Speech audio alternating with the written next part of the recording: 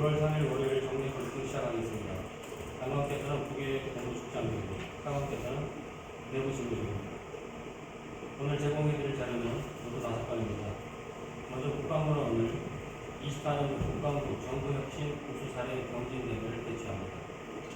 두 번째로 국방부는 오늘 경기도 광명시에 거주하고 계신 6.25전쟁 참전용사 박충환님의 자택을 방문해 화랑무공문화를 준비합니다.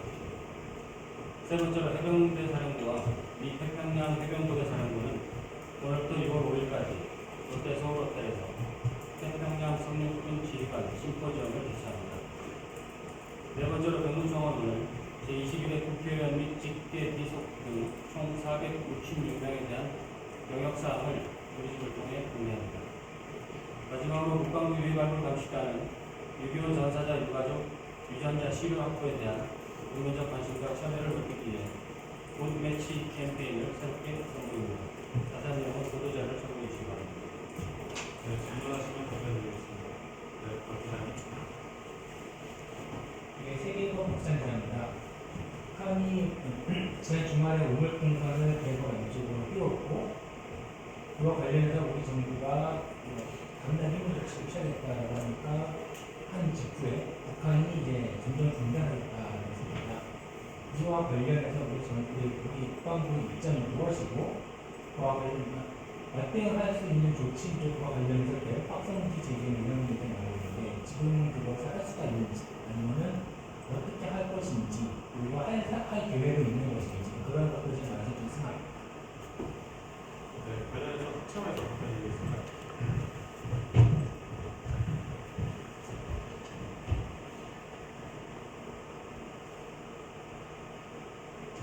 합참본부 실장입니다. 우리 군은 즉각 임무 수행이 가능하도록 준비와 태세를 갖추고 있다고 말씀드리겠습니다. 네, 박 기자님 이어서 질문하실래요? 근데 그러면 즉각적으로 가동할 준비가 돼 있다라고 말씀해 주셨는데 그렇다면은 지금 당장이라도 가능한 것인지 아니면 그게 사실 가능하다고 생각하지만 그 결정을 내려야 되지 않습니까? 그 결정을 내리고 방송을 재개하기 위해서는 풀어야 할 절차들이 있는 걸로 알고 있는데 그와 관련해서는 어떻게 지금 준비하고 있는 건지. 풀어야 할 절차들에 대해서는 정부 기관 간 논의가 있는 것으로 알고 있고 그는 임무가 부여되면 시행하는 것입니다. 네, 다음 질문 하겠습니다. 네, 박 기자님. 네, 우리 궁금합니다. 북한이 대북선 지대 방식을 밝힌 지 6시간 만에 홍보상 장관이나 입장을 밝혔잖아요. 그래서 이 입장의 성향 내용을 좀 어떻게 평가하고 계실지 궁금하고요. 그리고 두 번째 질문은 탈북민 단체에서 물풍선을 확보에 대한 내용으로 전단과 풍선을 발풍선을 부르는다 보냈습니다. 북한에서 풍선을 전정부장한테 정지 조건으로 우리 측에서 전달을 하지 말 거잖아요. 그 차원에서 이 적적 지역에서 민간이 풍선을 날리는 행위에 대해서 통제를 할 가능성, 좀 의지가 있는지 두 가지 질문입니다. 먼저 민간 단체 풍선 부양에 대해서는 군이 통제할 수 있는 권한이 없고요. 두 번째, 북한의 그러한 반응은 우리 정부의 조치도 있었겠지만 우리 국민들께서 작은 불편을 감수하면서 침착하고 의연하게 조치를 해주셨고 또 군의 경찰에 신고를 해주신 측면들이 있어서 우리 북한의 의지를 구역하는 데 도움이 되었다고 생각합니다. 그러한 점들에 대해서 국민 여러분께 감사를 드립니다. 네, 김 기자님.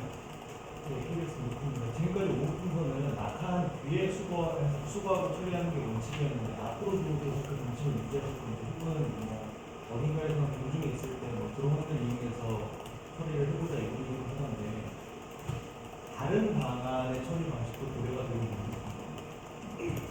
현재까지로서는 기존의 지침대로 처리를 할 예정이고 다양한 방법을 고려하고 있는지는 확인되겠습니다. 네. 네, 학참 질문 먼저 받겠습니다. 네, 김용 기자님. 네, 대북 확성기 임무를 재개할 준비 상황이 되어 있다는데 그 임무는 제대로 수행이 돼야 하는 게 맞다고 생각을 하는데 지금 확정 판결도 났습니다만 과거에 대북 확성기 입찰기가 있지 않았습니까?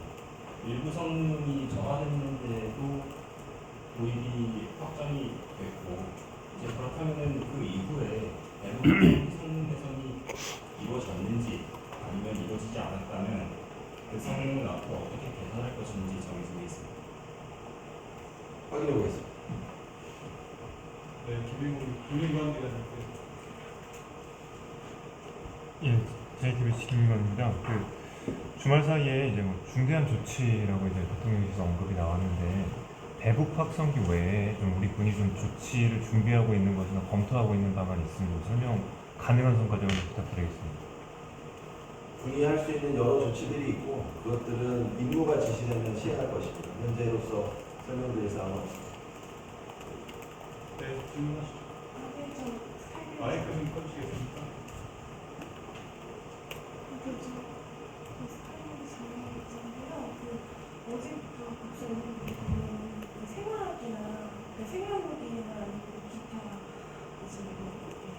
조치들이 이제 있다고 이야기가 되어지고 계속 나오고 있는 가능성에 대한 지금까지 확인된 사례가 있는지 좀 궁금하고요. 네, 근데 그런 최악의 상황에 만약에 치달았을 경우에 우리 국에서 그 이제 대처 방안 같은 게 있는지 좀 궁금합니다. 감사합니다. 현재까지 그 적재물, 낙하물을 조사한 결과 생화학 무기는 없었습니다. 또 만약에 생화학 무기가 들어있다면 그에 적절한 조치를 취할 것이요. 네.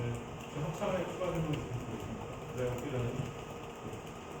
네, 유식석 분입니다. 그 어제 북한에서 발표한 바에 따르면 이제 휴지 쓰레기 15톤과 각종 기구 3,500여 개로 보냈다고 했거든요. 근데 우리 군이 이제 식별한 것은 한 오물풍선 1,000개 정도라고 발표를 했습니다. 그러면 한 2,500개 정도가 차이가 나는데 이게 북한이 과장해서 발표를 한 것인지 오늘 어떻게 평가하는지 궁금하고요. 그리고 이 지금 1,000개의 오물풍선을 어떻게 이 오물들을 수거해서 어떻게 폐기 처리하는지 그 과정도 궁금합니다.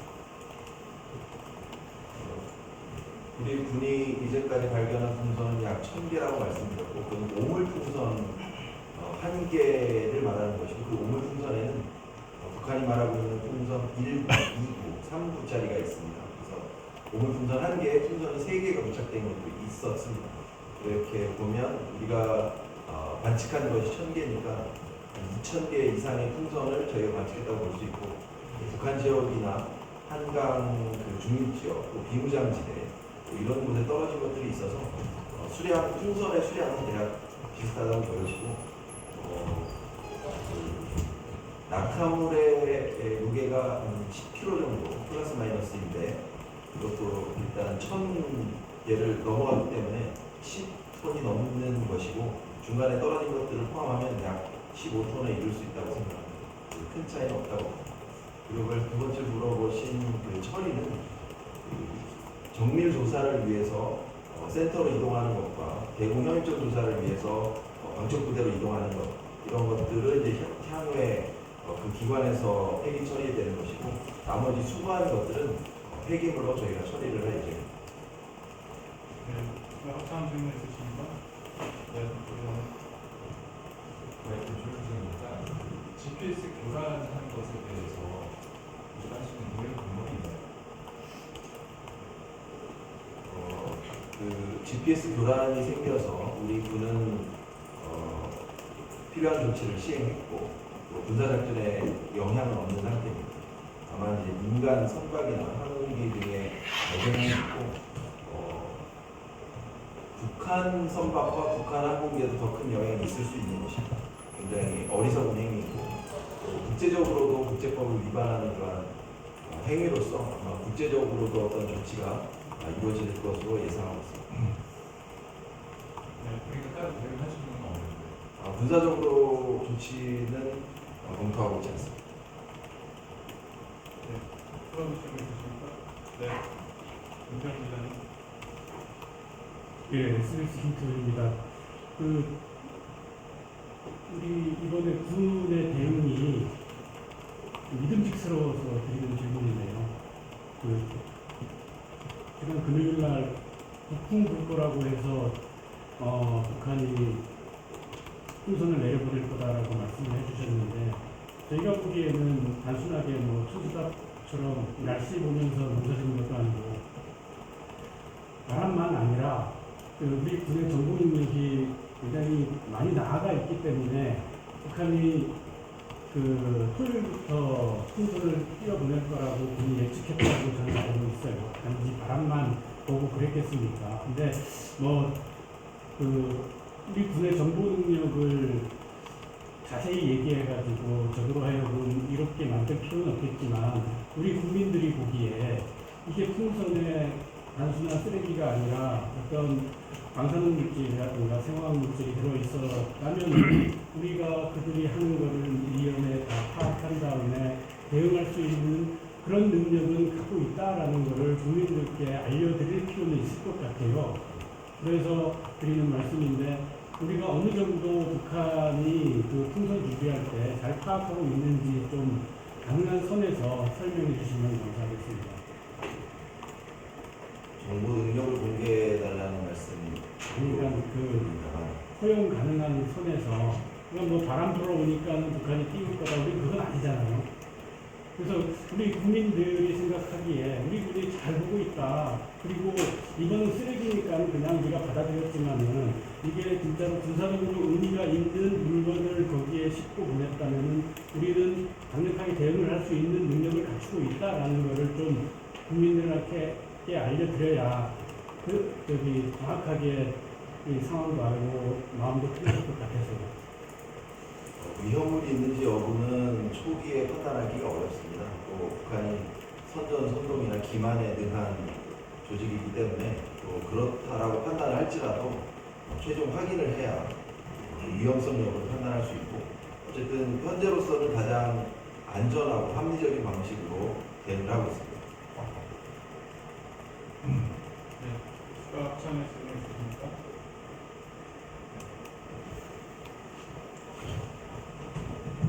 다른 질문 받겠습니다.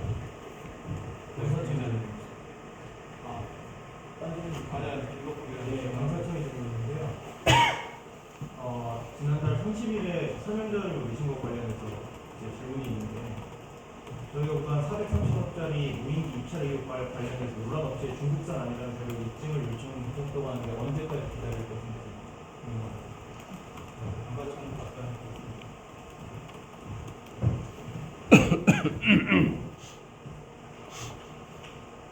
네, 안사합성 대변입니다. 6월 중에 입증 자료 수집 및 분석 후에 저희 전문가를 구성해서 현장 실사를 할 계획입니다. 다만 입증 자료 수집 및 분석 시간 소요에 따라 일정은 다소 유동적입니다. 지금 해군에도 알아보니까 지금 논란의 업체가 해군 무인기 사업에는 아예 낙찰이 됐었는데 이 사업을 진행했던 국군재정관리단의 얘기에 의하면 우리는 이 낙찰이 이미 됐고 합격 심사를 하고 있다. 합격 심사는 이달 중에 끝나고 그 이후에는 납품이 이루어질 것이다. 역시나 이 해군 무인기도 중국산 의혹을 갖고 있는데, 그러니까 결과적으로 재정관리단 입장은 강사청이 이 해당 업체에 대해서 조사 결과를 내서 부정당 업체인지 아닌지를 판단을 해주면 6월 안에 우리는 낙찰을 취소할 수 있지만 그렇지 않을 경우, 그러니까 조사가 길어질 경우에 우리는 6월 안에 이 사안을 종결을 내야 되고, 그러면 추후에 이제 중국산이 설사 밝혀지더라도 중국산 논란의 업체 그리고 청렴서약서를 쓰고서도 입찰 대상서를 속였을 가능성이 있는 업체가 해군에 납품할 수 있게 되는 상황이 되는 것인데, 이거에 대해서 좀 조사 일정을 서두르거나 이것을 계획은 없으신가요? 네, 그 부분도 저희가 업체랑 협의를 하고 있습니다. 그리고 이건 마지막인데, 이제 국정원 등이 이걸 조사를 하고 있어서 제가 드리는 말씀인데, 이 입찰 제안서에 어떤 특정 업체가 이 업체만 여쭤보는 게 아니고요. 입찰 제안서에 혹시 명백히 속일 의도가 있는 업체가 이제 있었고, 그 업체의 잘못이 드러나는 경우에 부정당 업체로만 지정을 하는 것이지, 혹은 경우에 따라서 이게 어떤 군의 전력화에 지장을 주는 행위이기 때문에 이것이 업무 방해 등으로 수사 의뢰까지 이뤄질 수 있는 것이죠. 일반 모델이죠. 조사 결과에 따라 필요시에 부정당 업체 지정 등 적법한 조치가 가능하다고 판단됩니다. 또한 명확히 혐의점이 인정된 경우에는 수사 의뢰 조치도 검토할 예정입니다. 네. 네, 다음 질문 받겠습니다. 네, 박 기자님. 이제 청문회랑 관련해서 질문이 있습니다. 한미일 상국이 프리덤 액쪽이면 6월 여름에 실시한다고 어제 얘기가 나왔는데, 약간 다양한 영역이라고 하고, 근데 다양한 영역을 한다고 하지 않습니까? 근데 올 여름이라고 하면은 상당히 다른 훈련보다 꽤 있는 때 아닙니까? 항상 늘 하던 훈련, 그리고 일제 프리덤 그것도 있고, 그 다음에 다른 훈련들도 있는 걸로 제가 알고 있습니다. 그래서 보통 해군이나 공군 같은 경우 훈련하는 게 기회훈련이라는 게 있습니다. 어떤 계기로 봤을 때 용사 같이 한다라는 게 있는데, 혹시 그런 형식으로 진행되는지 아니면 훈련 웨지라는 별도의 틀 안에서 완전히 따로 훈련하게 되는 건지, 그것도 시기나 그런 여름이라 되는데 약간 정보가 부분이 있어서 그러한 부분에 대해서 설명을 못 하겠어요. 아예 별도의 훈련을 하는 건지 아니면 기존에 하던 훈련을 하면서 거기에 플러스 알파로 하는 건지 훈련 관련해서 설명드린 내용을 참고해 주시면 되고요. 충분한 우리가 진행되는 서비스. 네, 다음 질문 받겠습니다. 네, 부의장. 특검들 질문인데요. 대북 확성기 관련된 질문들은 예산 집행이나 대전 특검도 장난인 것 같아요. 그리고 만약에 어쨌든 이번 대북 확성기가 제기되면 원래 하지 않던 걸 하는 것을 추가 예산이 소요가 됐거든요. 그럼 이제 이것을 어떻게 집행할 수 있는지 절차를 좀 설명을 해주실 수가 있을까요? 먼저 한번 확인해보겠습니다. 네, 질문 있으십니까? 샹그릴라 대화에 대한 성과 공유해 주실 수 있을까요? 네, 이번 샹그릴라 대화는 우리 국방부가 미사일 발사, 보물 통상 대응 등으로 한반도와 영내 안보를 위협하는 북한의 행태를 국제사회에 알리고 각국의 공감을 이끌어냈습니다. 또한 한미일 간 안보협력 강화를 위한 다양한 방안을 논의하고 가시적인 효과를 거둔 의미 있는 시간이었습니다. 네. 질문 있으십니까? 네. 일꾼에 질문 드리겠는데 오늘 팔스 태평양 통일군 회의가 개막이 됐는데 오늘 팔스 회의에 일본 이타지마 출입기동단 단장, 우리 식으로 소장, 해병대 사령관 같은 분이 오셨는데 공개적으로 일본 자위대의 전선의 첫 방안, 공개 방안에 의미가 있단 말이죠. 근데 그에 앞서서 하와이에서 벌어졌던 램팩 세미나 때 보면은 한미일 육군참모총장이 세미나처럼 한 자리를 가진 적이 있어요. 거기에서도 보니까 지상군의 군사협력, 한미일 지상군의 군사협력을 강화하겠다는 데에 삼국의 총장이 동의를 했는데 이번에는 팔스에서는 이제 한미일 상륙군의 협력에 대한 어떤 계기가 마련될 수 있을 것 같기도 하고 그러면 지상군은 그에 앞서 램팩에서 같은 이야기를 했는데 이렇게 한미일 지상군의 군사협력 강화 뭐 어떻게 샹그릴라에서 보면은 다영역화를 추구한다고 했으니까 도메인이 이제 지상으로 옮겨오는 게 아닌가 싶은 생각이 있는데 어떻습니까? 육군도 한미일 훈련 진행이 될 가능성이 있나요? 네, 그래서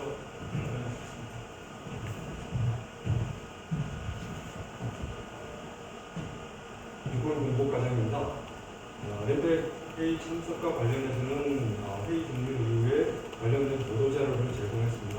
그래서 그 부분은 참고해 주시기 바라고 추가적으로 좀 질문한 사항에 대해서는 제가 좀 어떤 내용들이 좀 논의되고 있는지 혹시 추가 좀 확인해서 설명을 좀 드리도록 하겠습니다. 또 질문 있으십니까?